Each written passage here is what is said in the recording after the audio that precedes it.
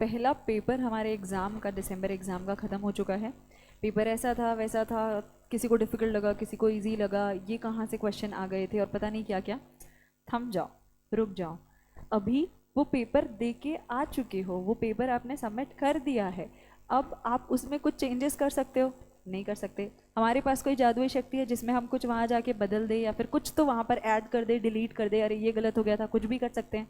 नहीं कर सकते हैं।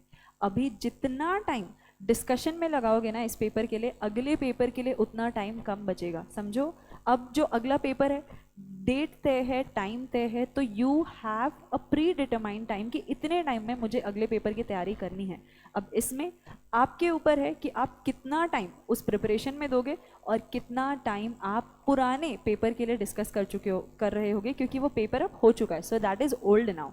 अब मैम डर तो लगता है, वो सारी चीज़ें होती है, I totally understand, I was also a student, मैंने भी क्लियर किया है। बट ये चीज़ मैंने अपने स्टूडेंट लाइफ में ध्यान में रखी थी कि पेपर डिस्कस करके कोई फ़ायदा नहीं होता है। मेरे साथ ये हो चुका है, मैंने एग्जीक्यूटिव में ये गलती की थी, मैंने पेपर आके डिस्कस कर लिया और मेरा इतना दिमाग ख़राब हुआ था, मैं अगले पेपर के लिए तैयारी ही नहीं कर पा रही थी जिसका मुझे नेक्स्ट डे एग्ज़ाम देना है। So don't do that, please don't do that. आराम से हम चाहिए तो एग्ज़ाम ख़त्म होने के बाद डिस्कस कर लेंगे, अभी अगले पेपर पे फोकस करो। एग्ज़ाम हो गए हैं, जैसे भी गए हैं, हैव फेथ, अच्छा ही हुआ होगा। आगे के एग्ज़ाम और इस एग्ज़ाम का एक दूसरे के मार्क्स से लेना देना नहीं है, उसमें भी इंडिविजुअल पास होना है, इसमें भी इंडिविजुअल पास होना है।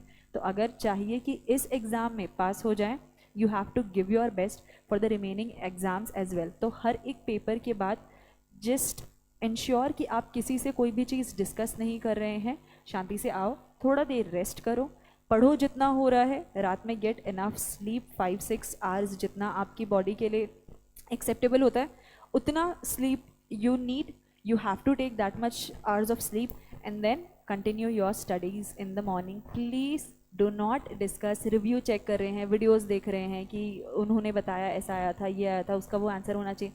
अब कुछ नहीं कर सकते, वो पेपर का वो पेपर ख़त्म हो चुका है। Now you have to focus on the next exam जिसमें अलग से हमें 40 मार्क्स लाने होते हैं।